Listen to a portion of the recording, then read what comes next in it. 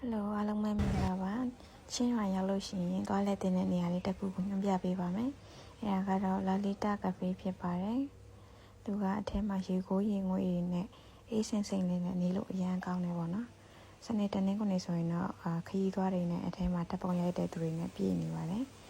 ဂျားရက်သွားမယ်ဆိုရင်တော့လူရှင်းပြီးတော့တပ်ပုံရိုက်လို့ပိုကောင်းတယ်ပေါ့နော်ပြီးတော့သူကဝင်ကြီးလူကြီးတယောက်ကိုဘတ်60ကလေးကဘတ်40ပေးရတယ်ပေါ့နော်ဝယ်ထားတဲ့တက်ကက်ကအထဲမှာမုန့်တို့ကော်ဖီတို့နဲ့ပြန်လဲပြီးတော့သုံးလို့ရပါတယ်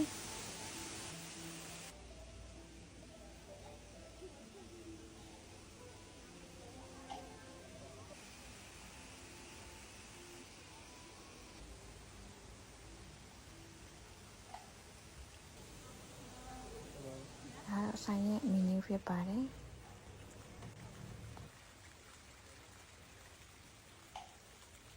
โอเคအဆုံးထိကြည့်ရှုပေးလို့ကျေးဇူးတင်ပါတယ်